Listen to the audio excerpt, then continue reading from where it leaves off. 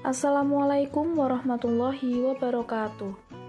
Yang kami hormati, Bapak Asep Purwoyudi Utomo, SPD MPD, selaku dosen pengampu mata kuliah Sintaksis Bahasa Indonesia. Perkenalkan, kami dari kelompok 5 akan mempresentasikan tentang tata bahasa takmemik. Sebelumnya, izinkanlah saya memperkenalkan anggota kelompok kami. Yang pertama, ada saya sendiri, Natasha Kusmaningtyas dengan NIM 2101421002. Selanjutnya ada Silvira Catur Januarista dengan NIM 2101421038. Selanjutnya ada Naza Aliandra Ferdiansyah dengan NIM 2101421054. Berikut kami paparkan materi tentang tata bahasa takmemik. Konsep dasar tata bahasa takmemik. Yang pertama, takmem. Satuan dasar dalam analisis takmemik adalah takmem. Menurut Elson dan Pitchcat dalam Bak Dulu tahun 2005 halaman 114, takmem adalah kolerasi fungsi gramatikal atau gatra dengan kelas butir yang dapat saling menggantikan dalam mengisi gatra itu. Menurut Logarce, dalam Bak Dulu tahun 2005 halaman 114, takmem adalah kolerasi antara gatra-gatra di mana baik fungsi maupun bentuk diberi nama secara eksplisit. Konsep dari fungsi gramatikal yang dikolerasikan dengan seperangkat butir perwujudannya merupakan satu konsep dari 4 konsep dasar dalam takmemik.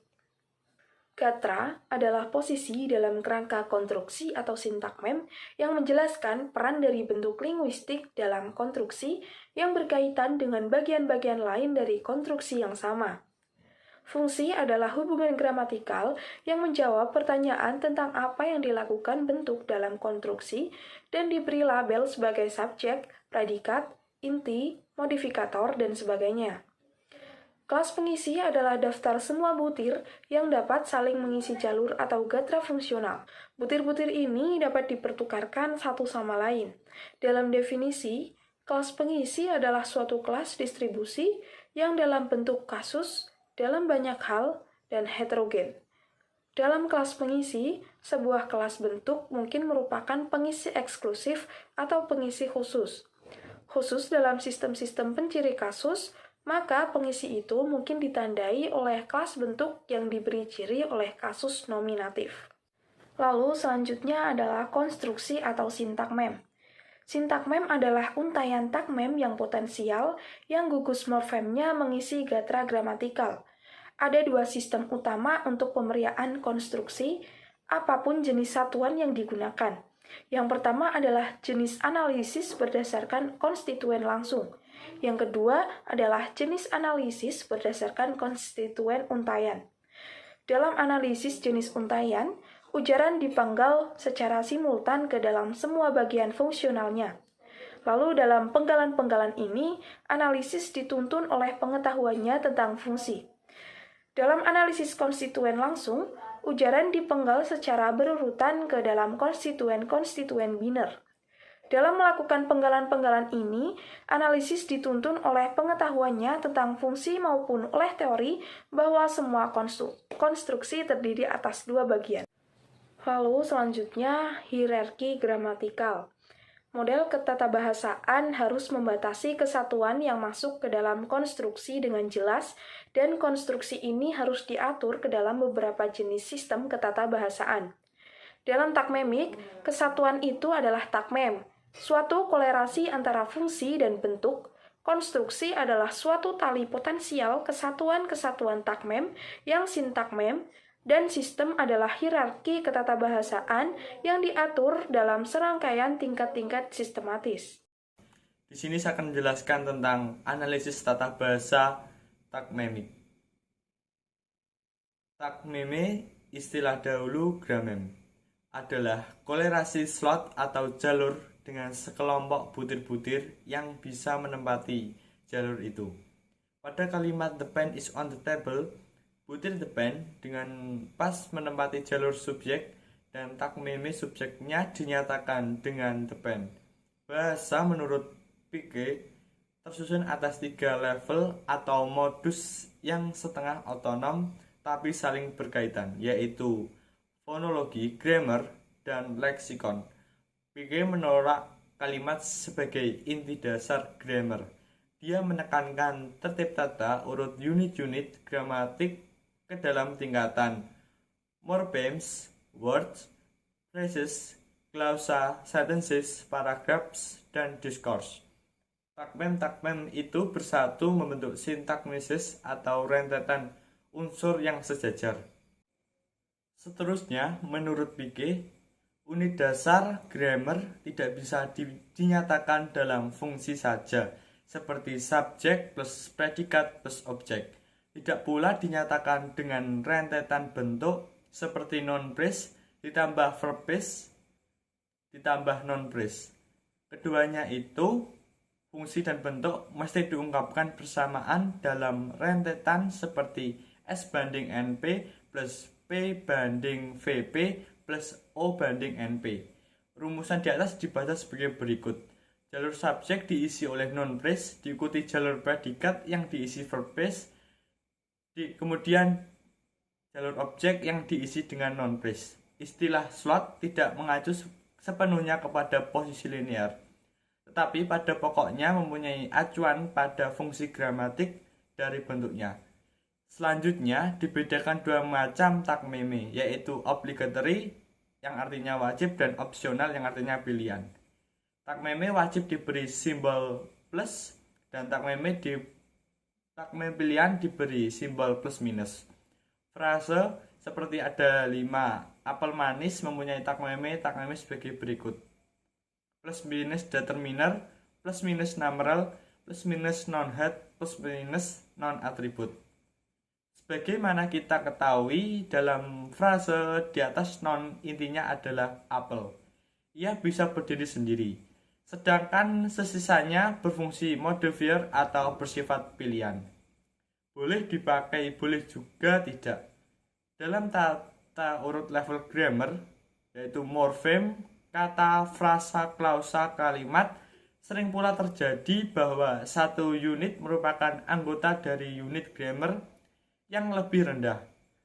Inilah yang disebut dengan rank shifted ini. Maka keadaan yang normal dalam tata unit level gramatik bisa didiagramkan sebagai berikut: morfem, kata, frase, klausa, dan kalimat. Artinya bahwa kata bisa dianggap sebagai terdiri atas morfem dan kata juga sebagai unsur pembentuk frase.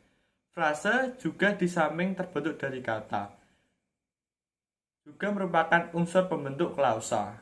Klausa terbentuk dari frase, juga merupakan pembentuk kalimat. Selain itu, masih ada kelebihan lainnya.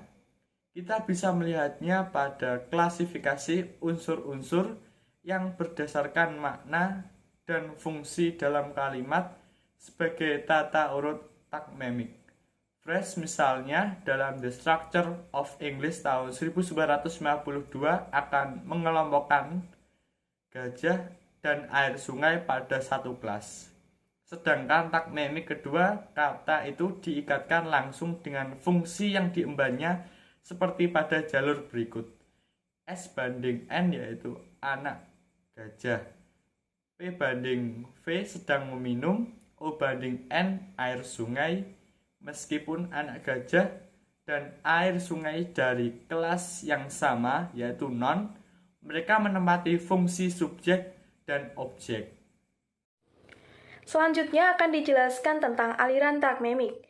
Aliran takmemik dipelopori oleh Kenneth L. Pike, seorang tokoh dari Summer Institute of Linguistics yang mewarisi pandangan-pandangan Bloomfield, sehingga aliran ini bersifat strukturalis tetapi juga antropologis. Menurut aliran ini, satuan dasar dari sintaksis adalah takmem. Kata ini berasal dari bahasa Yunani yang berarti susunan. Yang dimaksud dengan takmem adalah korelasi antara fungsi gramatikal atau slot dengan sekelompok bentuk-bentuk kata yang dapat saling dipertukarkan untuk mengisi slot tersebut. Misalnya, dalam kalimat pena itu berada di atas meja, bentuk pena itu mengisi fungsi subjek dan takmem subjeknya dinyatakan dengan pena itu.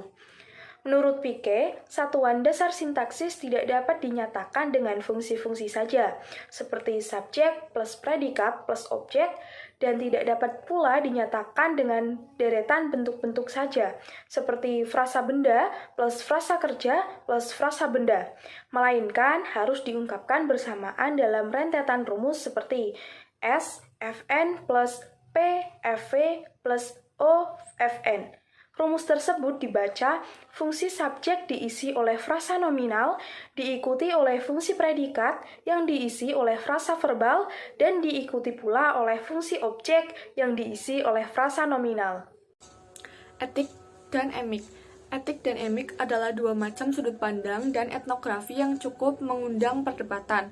Emik atau narrative point of view misalnya mencoba menjelaskan suatu fenomena dalam masyarakat dengan sudut pandang masyarakat itu sendiri. Sebaliknya, etik merupakan penggunaan sudut pandang orang luar yang berjarak, dalam hal ini yaitu peneliti, untuk menjelaskan suatu fenomena dalam masyarakat. Dalam etnografi, peneliti memang diharuskan untuk terlibat dalam kehidupan masyarakat yang menjadi objeknya untuk periode yang cukup lama. Di sana, dia akan mengamati apa yang terjadi, mendengar apa yang dikatakan orang-orang, mengajukan pertanyaan, mengumpulkan data apapun yang tersedia, dan menjelaskan masalah yang menjadi perhatiannya. Emik dan etik tidak ada kaitannya dengan ontologi. Kejadian, situasi, hubungan, dan fakta tidak pernah terkait dengan emik maupun etik. Kejadian-kejadian dan entitas yang termasuk ke dalam dunia empiris mata-mata hanya kejadian dan entitas.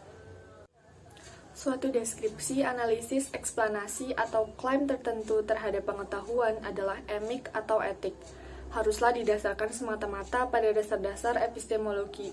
Marvin Harris membedakan pernyataan emik dan etik atas dasar epistemologi, yaitu kerja emik mencapai tingkat tertinggi tatkala mengangkat informan natif pada suatu status penelitian tertinggi bagi kecukupan deskripsi dan analisis pengamat. Pengujian kecukupan dari analisis emik adalah kemampuannya menghasilkan pernyataan-pernyataan yang dapat diterima natif sebagai nyata, bermakna, dan sesuai. Kerja etik mencapai tingkat tertinggi tatkala mengangkat pengamat kepada status penilai tertinggi dari kategori-kategori dan konsep-konsep yang digunakan dalam deskripsi dan analisis. Pembedaan antara data yang diperoleh atas dasar wawancara dan pengamatan saja tidak dengan sendirinya mencakupi untuk membangun status emik atau etik dari deskripsi dan analisis, melainkan deskripsi dan analisis tersebut harus diukur dan menggunakan standar-standar lain, yakni penilaian dari natif untuk emik dan evaluasi dari antropologi untuk etik. Kelebihan dan kekurangan aliran linguistik takmemik. Yang pertama, kelebihan. 1. Aliran ini berwawasan eklektik sehingga prinsip-prinsip aliran pratakmemik dihargai dan diperhitungkan sesuai karakteristiknya.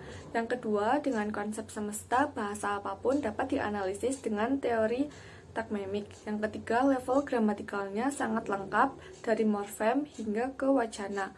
Yang keempat, dalam pengajaran bahasa dapat digunakan dua pendekatan, yakni pendekatan komunikatif dan pendekatan kontekstual. Yang kelima, fleksibilitas dalam analisis bahasa. Yang keenam, menempatkan subjek dan predikat pada klausa bukan pada kalimat. Yang ketujuh, mempertajam daya analisis, tidak sekedar menghafalkan prosedur dan menghafalkan kesimpulan. Kekurangan aliran linguistik takmemik. Yang pertama, tidak tampak kekhasan karena eklektik.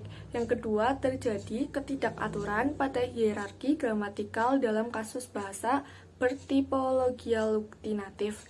Yang ketiga, pada masyarakat konservatif, predikat harus kata kerja dan tidak ada istilah nominal belum diterima di semua masyarakat. Kemudian, yang keempat, analisis menggunakan rumus-rumus yang rumit. Yang kelima, jika diterapkan dalam pembelajaran, khususnya paragraf, akan sulit menganalisis struktur bahasanya. Kemudian yang terakhir, yang keenam, sebagai aliran yang bersifat eklektik namun tidak dapat cakupan mentalistik yang digunakan dalam memahami sebuah perilaku bahasa.